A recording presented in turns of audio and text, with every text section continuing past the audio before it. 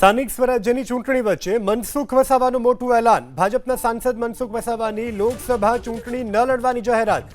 મારા બદલે સારા કાર્યકરોને ચૂંટણી લડવાનો મોકો મળે. મનસુખ વસાવા, મારી 7 ટર્મ પૂર્ણ થઈ છે, હવે બીજાને તક મળવી જોઈએ. મનસુખ વસાવાએ કરી છે આ વાત. અગાઉ જ બીજો વિકલ્પ તૈયાર કરવો જોઈએ.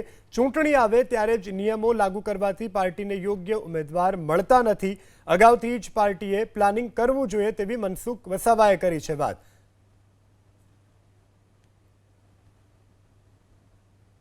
તો સ્વાભાવિક છે કે બીજા ઘણા બધા કાર્યકર્તા એ પણ આ ક્ષેત્રની અંદર આવવું હોય તો એના માટે મેં ઓપનલી કહું છું કે બીજા કોઈ પણ કાર્યકર્તાને મારે ચાન્સ આપવો જોઈએ. અને પાર્ટી એ એંગલથી પણ વિચારે એટલે મેં અગાઉથી જ મેં કીધું છે કે ભારતીય જનતા પાર્ટી એક શિસ્તબદ્ધ પાર્ટી છે, કાર્યકર્તાઓની પાર્ટી છે, યુવાનોને આગળ ધરીને ચાલનારી પાર્ટી છે અને હું નહીં તોની ભાવનાવાળી પાર્ટી છે. તો એને ધ્યાનમાં રાખીને હું આજે પણ કહું છું કે પાર્ટી મને ઘણું આપ્યું છે, તો હવે પછી બીજો મારા પછી કોઈ ને કોઈ ઉમેદવાર પાર્ટી નક્કી કરે.